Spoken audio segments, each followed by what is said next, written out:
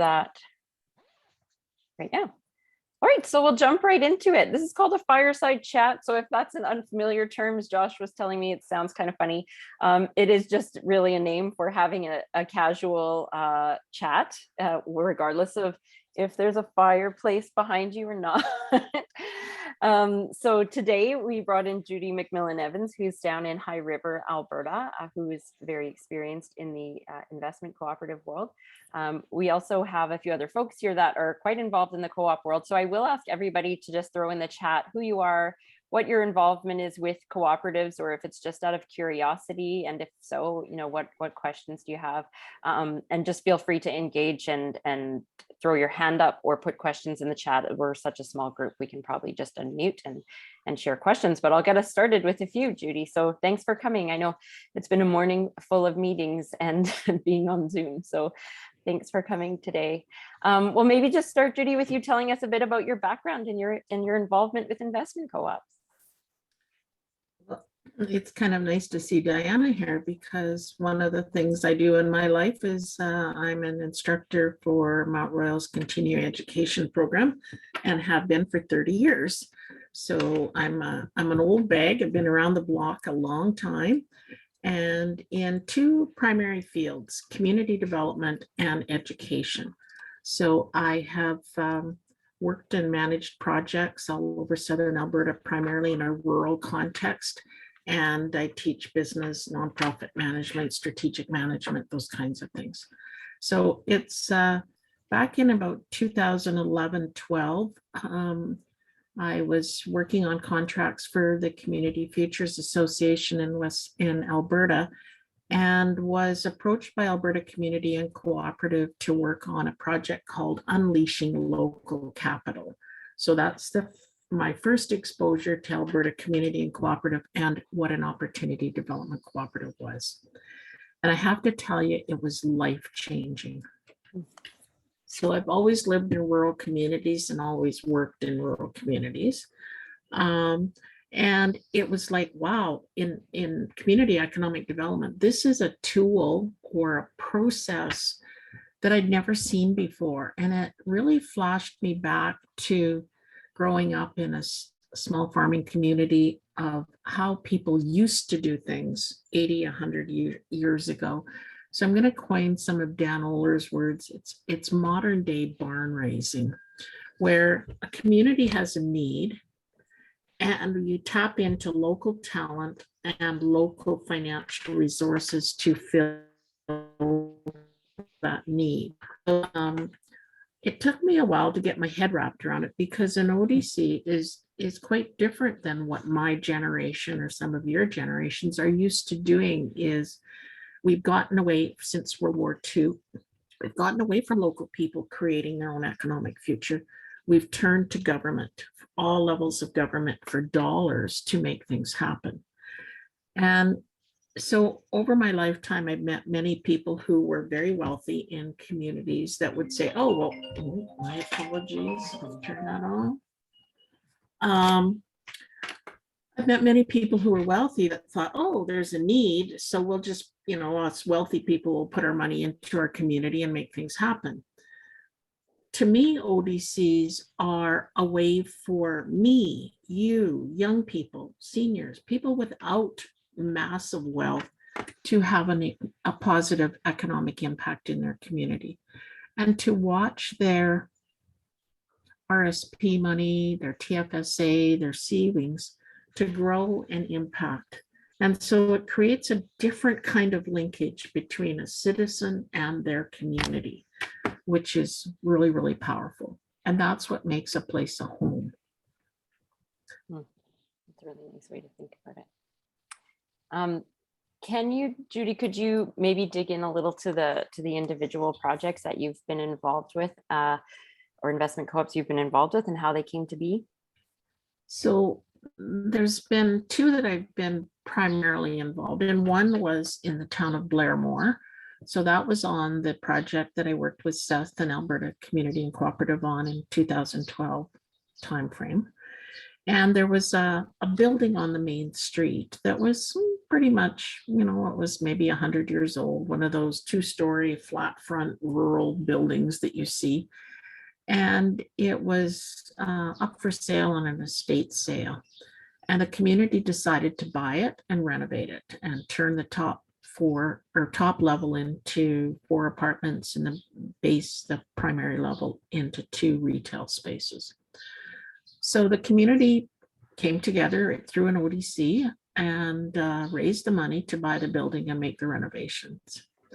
One of the cool things that happened after that is peer pressure works at many different levels. So as that building was going through transformation, we started to see the buildings down the rest of the street go through some transformation because, you know, now somebody is moving the needle forward and things are looking really good over here, but now we have pressure to renovate. Other landlords started to invest money where they hadn't in the past. So it had many, many benefits. The other thing that happens is investors then have an emotional connection to the project they've invested in, and therefore they become the customers they frequent, they watch, their eyes are opened to what's going on in their community in a different way than they've ever been before. So let's say we were investing in an actual business. Well, they become the customers of that business because they are part owners now. So it's totally, and I'll probably use this term over and over again, it's a game changer all over the place, particularly in a rural community, or at least that's where I see the biggest impact because that's my world. In a city, I'm sure it has exactly the same benefits.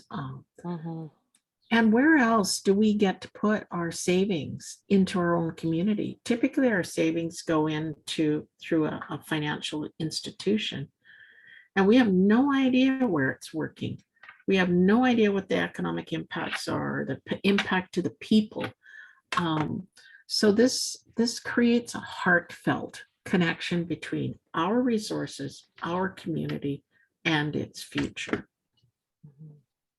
And what's the second project? The second project is I live and work in High River, just south of Calgary. And so for over a year now, we have formed a leadership team and we've been exploring investment opportunities. So we've looked at a restaurant building, we've looked at a restaurant, we've looked at a women's addiction center that's a private business here that needed to secure the house where the ladies live. And it's an unusual house, 9 bedrooms, 5 bathrooms in a small town. Anyway, that didn't pan out. Neither of those ideas panned out. So we're back to exploring ideas. The reason I say it didn't pan out is the Women's Addiction Center, an investor came forward from outside our community and purchased the house for the business.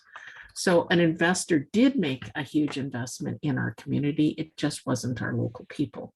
However, the owner of the addiction center learned about investment and what she needed to do to package her business in a different way. So it was a win. It's still a win-win. Right?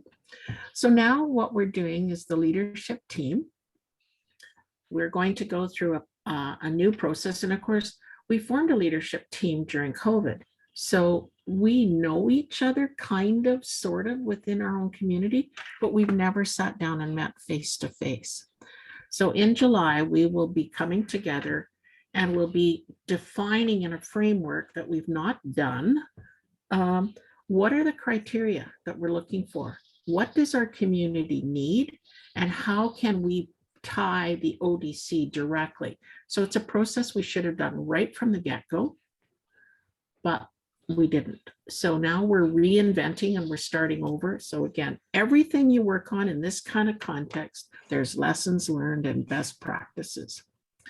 And so we can learn from the past and we can learn from each other. So we will be putting this framework together. What are the economic needs of our community? what are the investment opportunities? Are there businesses for sale that we don't want to lose if they don't change hands? Are there new opportunities?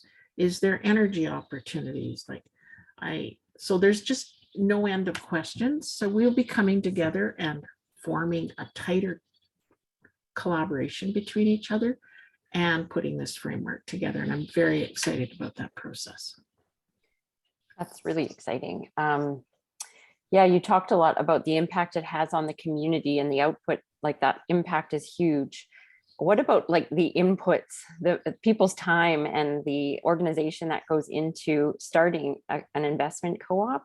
It seems like a very overwhelming process to go through. Can you talk a little bit about how you've gotten key people on board, or how they, you know, became aware and became involved with this work alongside you? So living in a community and working in community development. My apologies. Just a second. Annie, no. There's birds up. Michelle had cats and kids going to, and my kids are home today now too. Lots happening. Working from home has its benefits and its downsides. Totally. So how we formed the leadership team is, I've lived in High River for 27 years, so I know many people who care, that are passionate. So the passion was the first criteria and so I started to make a list of the people who had business knowledge, understood money. That's okay. We can still hear you.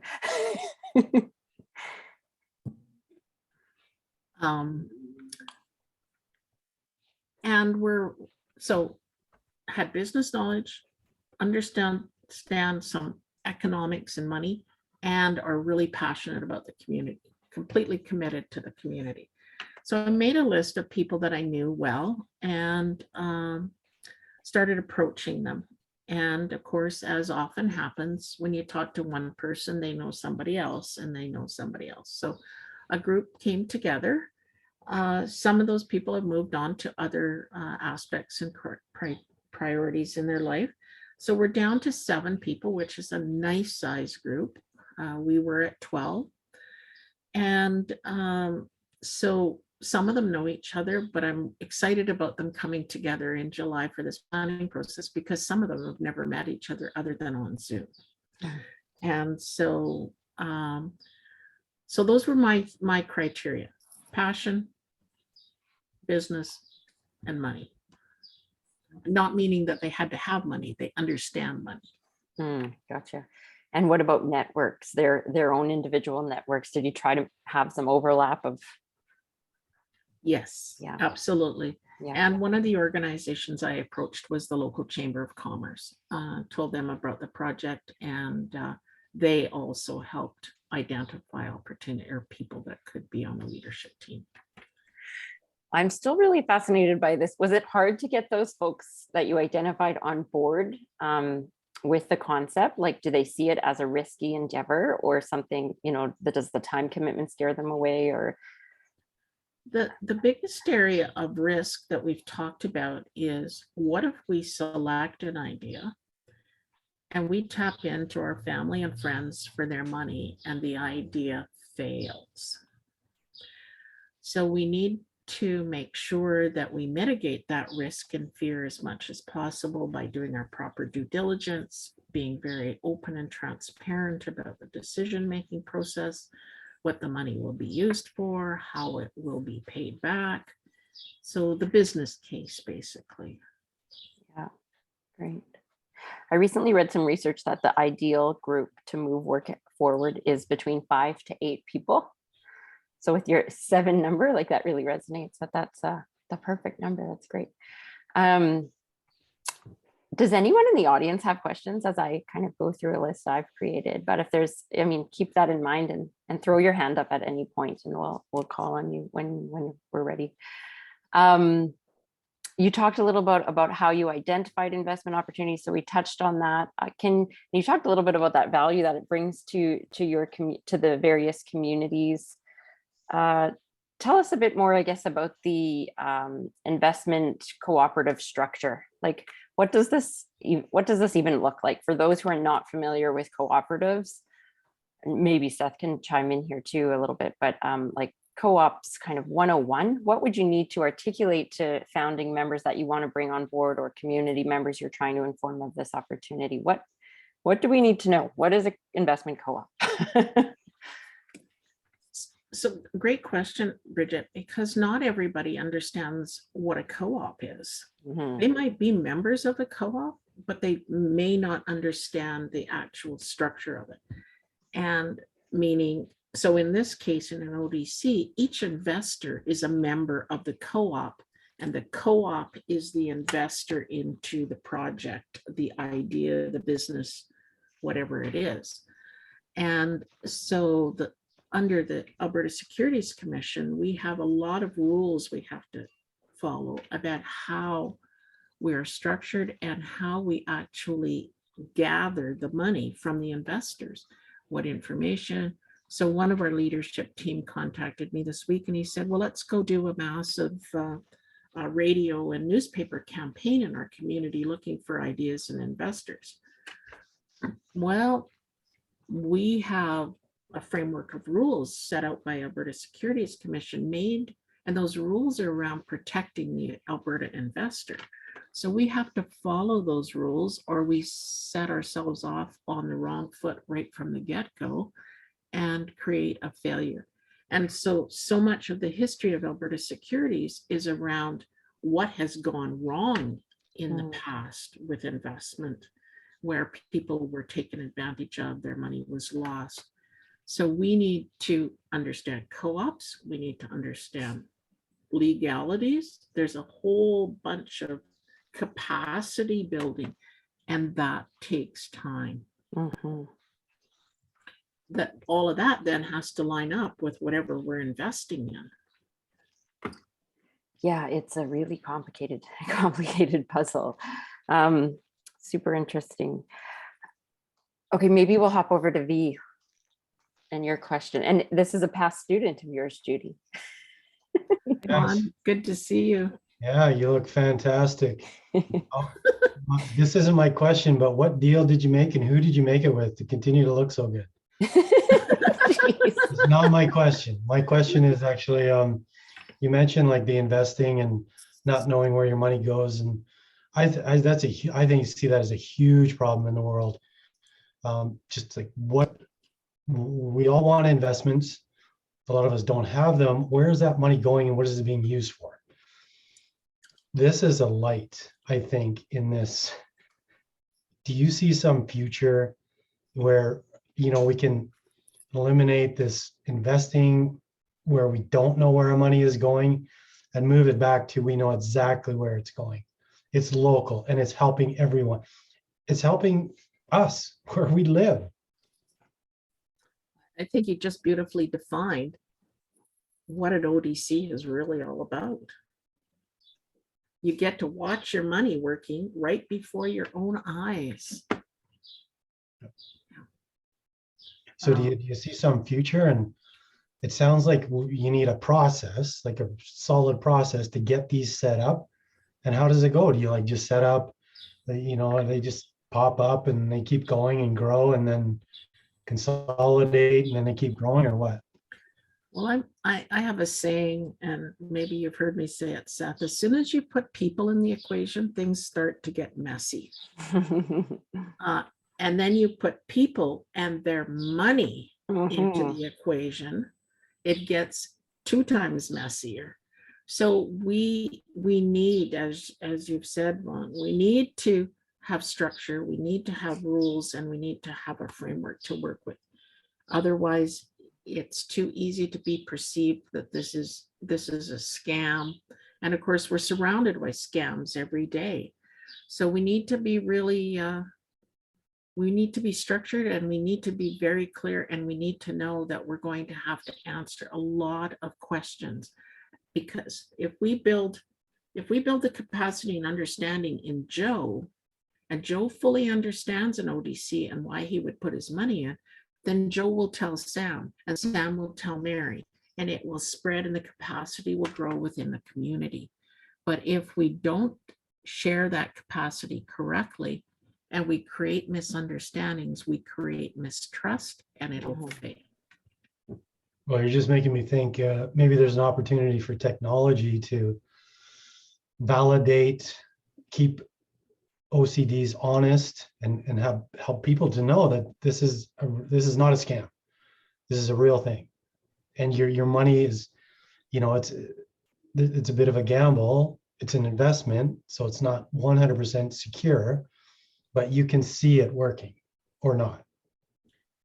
And you're so right. That's why case studies are so important and examples around us, and being able to talk to somebody who's involved in an ODC or has started one and what's going on.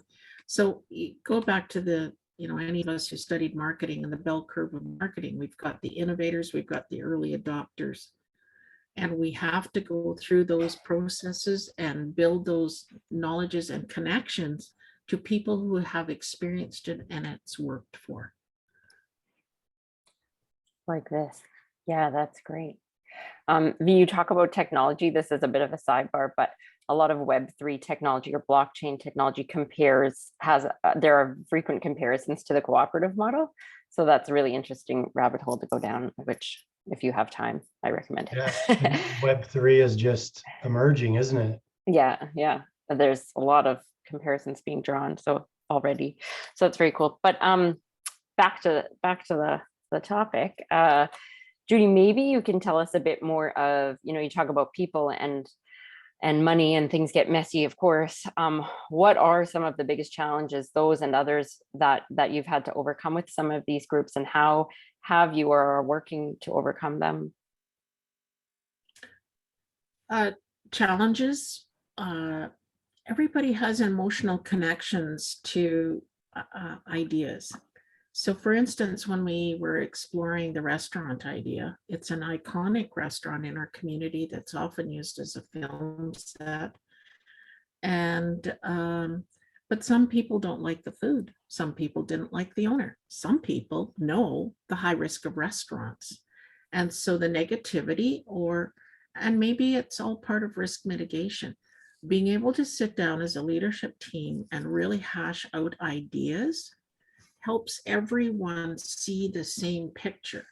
So the fact that we started this process during COVID, we have missed a lot of that critical conversation and sharing of ideas, and which then leads to trust development. So every idea is a benefit, whether it's an idea we decide isn't valuable for an ODC investment, the process is what was so valuable. So, I feel badly. Sometimes I look back and think, we've been working on this for 1.5 years and we haven't found the right investment. But if we rush the investment selection process, we rush the benefits and we rush the trust, and that can't be done. Yeah, so true. That's true in the acquisition space too, which Village Wealth works within. It's part of the reason why we've collaborated with the ACCA. But it's the same story. It takes a lot of time to find the right opportunity, and you can certainly get impatient, especially when you have so many players involved in an investment co-op. It really blows my mind how these successful groups have created so much impact, because it's such a dance. And as Dan Oler, who we've mentioned a few times, is another experienced co-op developer who will be joining us hopefully in August for this chat, has said it's all about trust and culture, and leadership plays into that too. So I'm going to turn it over to the audience for your burning questions. Thanks, V, for participating. If you have more, or if anyone else has questions they'd like to ask Judy. Yeah, I did have another quick one. As soon as I piped up, first time I heard you say OCD, and I thought you were referring to me, but what is OCD? It's ODC, Opportunity ODC? Development. Very close. Thank you for asking that great Dyslexia. question. It's ODE. What is it again? Opportunity Development Cooperative. Thank you. which I've learned B is used in Alberta, but there's folks here today from BC. It's not an acronym used in that, and the scene there, they say investment co-op or CI. I've also heard, is it CIC? Yeah, acronyms, you know. TLA, 3-letter acronyms. Great questions. Any other questions?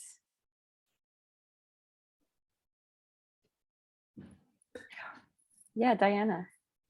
I'm curious as to whether you're going to continue working in this consultative model around picking investments, or whether you're looking at thinking about frameworks for framing those conversations and investment decisions. Like some sort of criteria or something. Obviously, the consultation never goes away.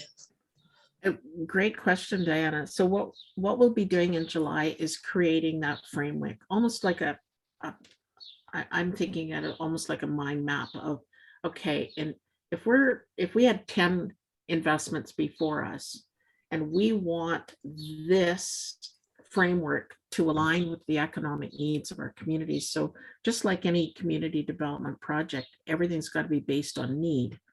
So that framework will be aligned with a needs assessment of our community, which is what everybody's out looking at right now, is what do they see the needs? And of course, those needs are always subjective based on the eyes of the beholder. And so that framework will then help us take each idea and vet it through our framework and say, yes, no, maybe, no, we need to know more, and move us forward with for want of better words, a strategic plan process. Thank you. Love that. Always comes back to strategic planning. Clark. Thank you. And thank you for being with us here, Judy. I'm finding this super interesting. I've been, chatting with a few other people in the opportunity development co-op world here in Alberta. And one of the things that consistently seems to come up is, as a challenge, kind of legal and accounting fees off the start, like as a startup barrier. But then more specifically, as projects get bigger, or the group gets bigger, or there's a hope for a larger share offering, regulations around securities in Alberta can be a bit of a headache. And I'm just wondering if that has been your experience as well in either of the groups that you've been in, that those can pose barriers, or have you been able to work around those? You're absolutely right. Those are two huge barriers, because if we need to raise the money, and here in High River, we have not legally formed the cooperative at this point. So we haven't laid that money out. But let's say our first $50,000 has to go to legal and accounting fees to get the organization set up so that we can gather the investments and then make the investment into the project or the business.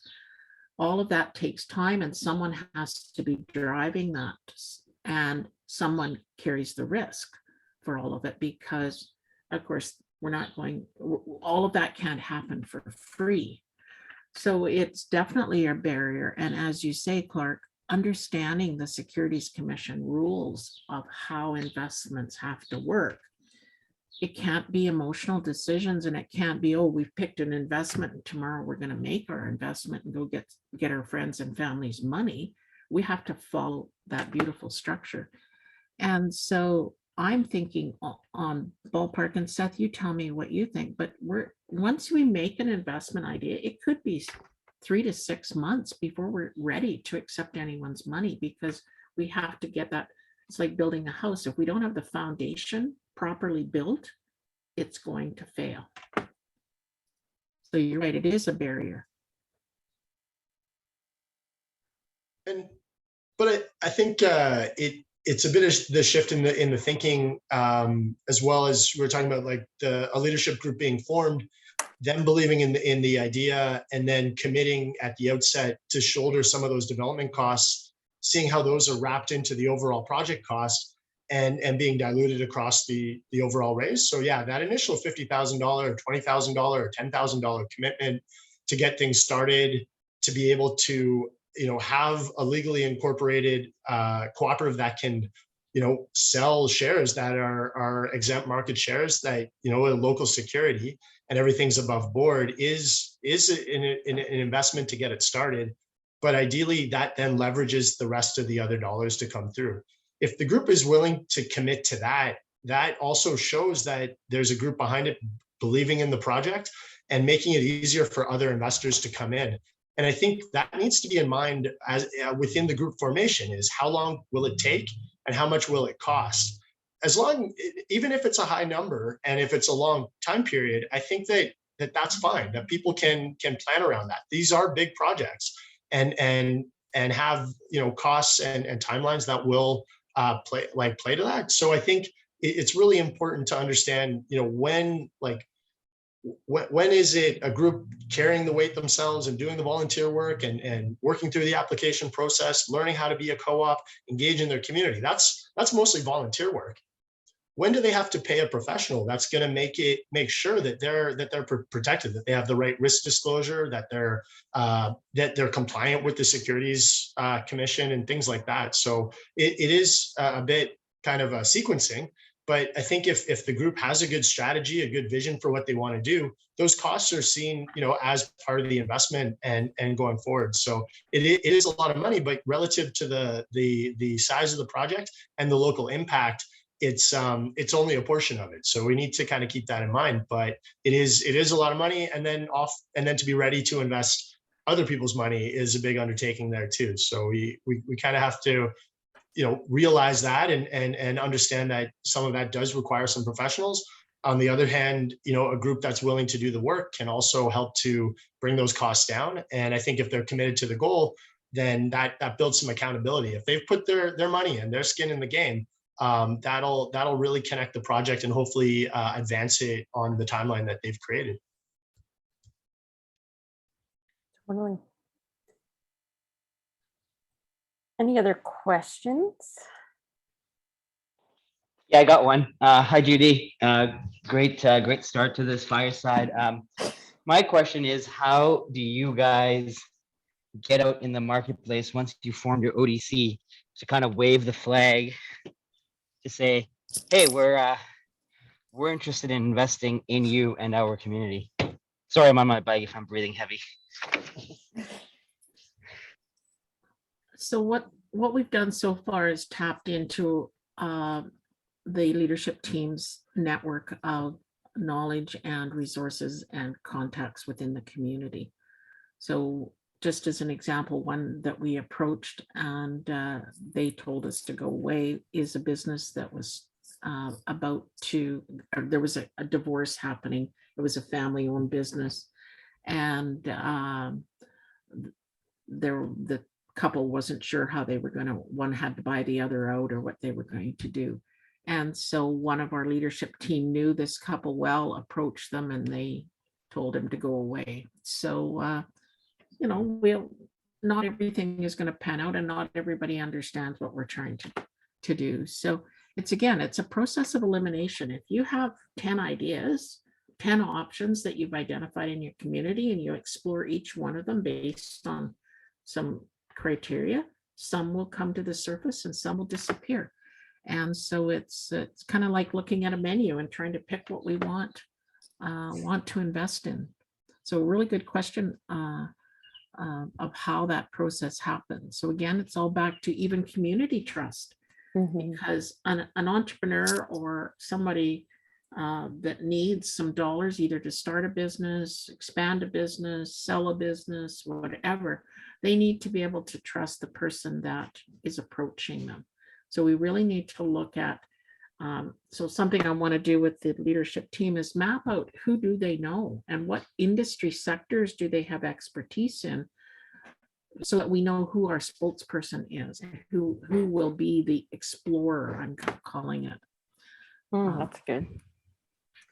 I spoke to another group, sorry, not to jump ahead of the queue here, but it was just, it's a follow-up to this, is another group who said, that confidentiality aspect of this, and especially in small rural areas, local investing YYC, by the way, is a great example of an urban investment co-op, but in the rural areas where you're in a small community and an entrepreneur is now potentially through the due diligence process opening up their kimono to focus in their community. Like you say, Judy, that takes an incredible level of trust and and they may not even ever get there as a business owner. They just may not want to do that. Have you experienced that? Absolutely, we have. And, but I look at every one of these contacts is an opportunity for people to start to learn and understand. So even if we're told to go away, no, I don't want to talk to you about an ODC, that's fine. They've been exposed to it. Back to, adults only hear 7% of what's said to them. And we know how marketing works. You have to hear the message over and over and over again. So if they hear about it over here, and then a week later, someone else mentions something, before you know, you've got kind of a movement happening where people become aware that there's something going on in our community that didn't happen for a long time or ever. And maybe we should start to pay attention. Mm-hmm. So Yeah. speed is, and we need to slow it down and let the evolution happen. So great. Keith, Yes, Bridget. good to see you. I just wanted to say that the mention of trust is so fundamental to any interactions among people, especially business interactions.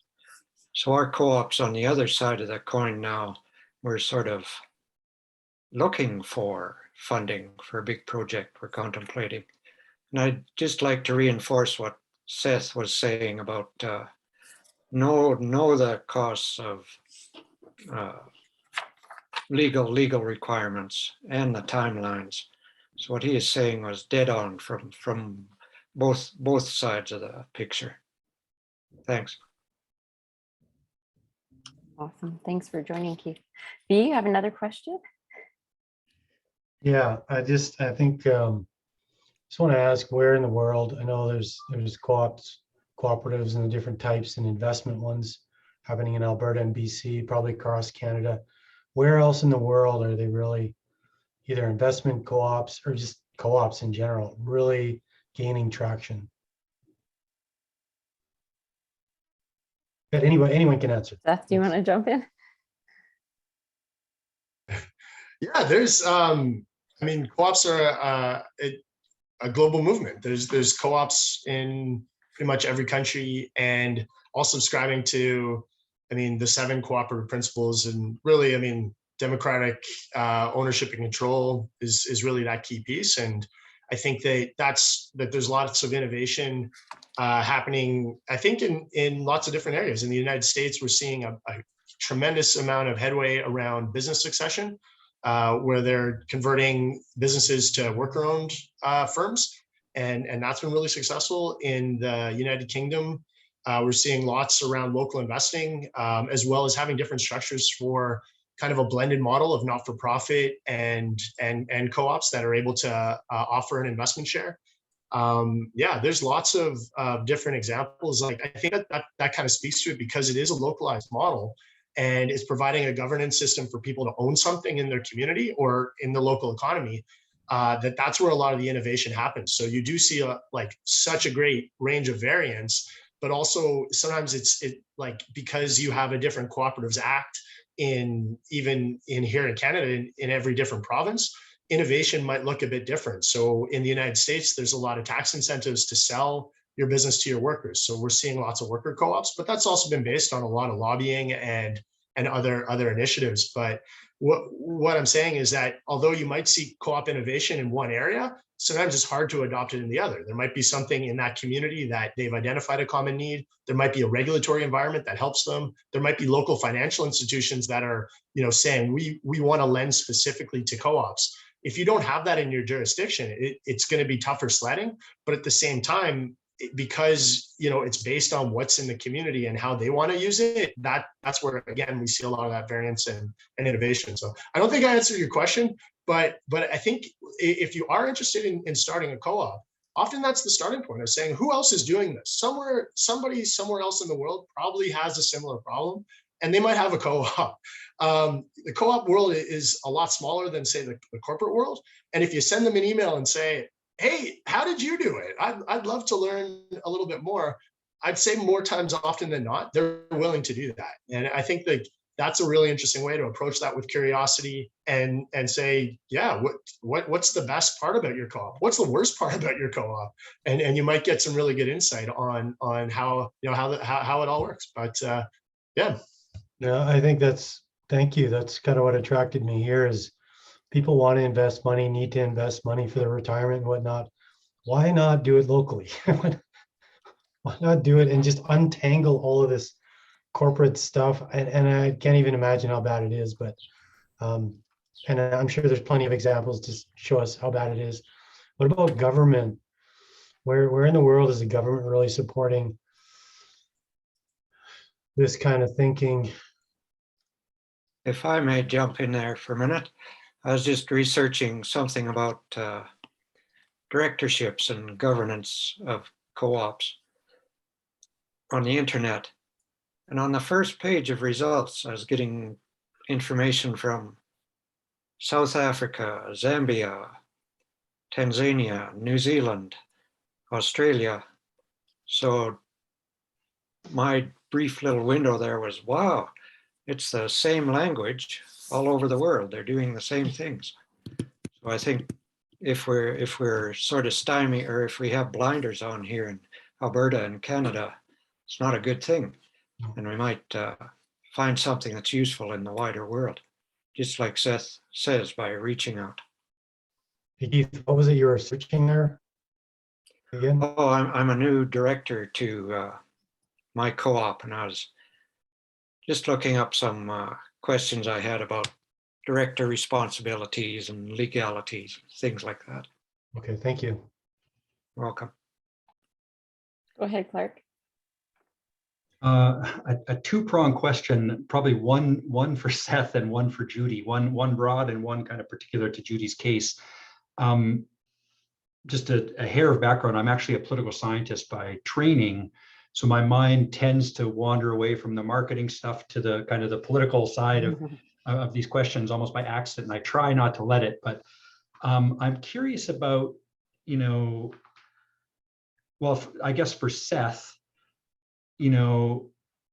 is there an obvious pattern in terms of, the ideological leanings of provincial governments or governments elsewhere in the world and their support or interest for cooperatives and whether or not they are going to create different incentives and support development and what have you? But then for Judy, again, some of the groups that I've spoken with, some of them, there was essentially the people who got involved, ideology wasn't part of it at all. They just wanted to support their community. But there were other groups where, there were people who were kind of in like co-ops. That's a lefty idea. That's we're not communists here. Keep that away. And I'm wondering, in your experiences, with your particular groups, whether that kind of ideological, calculation or whatever kind of has come into play at all. Well, if you're okay, Seth, I'll answer first. It's when I talked to each member of the leadership team before they made the decision, I tried to find out what they knew about co-ops first, because you're right, it can be a dividing line. And of course, like anything, there's some misperceptions about what a co-op is. So I only accepted those that understood positively what a co-op was, because I thought we have so much work to do to make this happen. I can't change people's thinking. And if they don't believe in a co-op now, next. Yeah. It's a great approach. That's really efficient. And yeah, to the broader question, I think a lot of the research has shown it, and kind of in the States. I don't know if Bill Wemikin, who works with us, and you may have met at the Congress, and he always mentions, like, for say more left-leaning governments, they really like the the idea of solidarity, of the community focus as an alternative to, say, a corporate model. And often I think personally, and looking at maybe like the extractive elements of saying, often a corporation, if we look at like foreign direct investment, is looking to create wealth in one area, but really bring it back to shareholders that don't live in that community. And so if you're trying to localize and retain wealth or address things like economic leakage, and yeah, even I guess import substitution to a certain extent. Co-ops kind of fit. They also, they're emerging in areas where maybe it's an underdeveloped region that needs to build some capacity, through that. But that's really, really broad, I'd say. And those might be some of the reasons why a left to center party might say, yeah, this is a good idea. It kind of, has that shared piece to it. For parties that are right of center, it's a self-help model. It's for profit. It's competing in the market. It's often looking for less, say, oversight. So a lot of, I think, even looking at this local investing, and I mean, there's compliance rules in place for a reason to make sure, people aren't committing fraud or things like that. But at the same time, like the red tape reduction is where our cooperative association has tried to house the discussion of saying, why are co-ops having to go all through this red tape and incur a lot of these costs? And they're like, you're right. Like we're supposed to be reducing red tape, and we could see the benefit there. I think co-ops as well, they often make long-term financing decisions. They're not looking at quarterly profits. They're looking at a 5 to 20 year plan to meet a need. And that'll often outlast the politicians that they're talking to. So a lot of the lobbying is going to occur with the bureaucracy. They're looking for longer term relationships that kind of consider the election cycle or maybe the back and forth between parties, but they're not dependent on it. And I think that kind of gives them an opportunity to really look at the issue in the community and speak to that, rather than we're a supporter of this party and only this party and putting all our eggs in one basket. It's more we're in this, like because we're local, we have to be in that constituency. We're very in tune with what those issues are, and we're providing an economic development solution. If the government wants to make that easier, whatever party they are, then that's great. But it offers a lot of tools, and I think around member engagement, that there's a lot that's there, and that you can have boards and memberships that are a lot more diverse when it comes to their like ideology or attitudes. And I think that that's really powerful too. But anyway, that's probably like a longer answer, too broader, but it was a broad question. Yeah. Oh, that was great, Seth and Judy too. Thank you both. Wonderful. Well, we covered a lot in this hour. I was really hoping to have some time for some even smaller breakout rooms, because I really believe in the power of virtual networking. But I think we'll maybe, with such short amount of time left, give everyone a few minutes back in their day. I did put the link in the chat if you'd like to continue this conversation. We do have a Slack channel created where you can have an instantaneous dialogue back and forth publicly or privately with each other.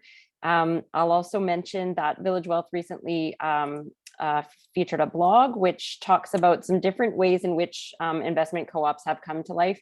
Judy's had some incredible examples today. Seth lived through many, and there are a lot out there. There's really creative ways to use investment co-ops to create impact in communities. And so you can start with that blog, or contact one of us to get more information in whatever area you're looking to find out more on.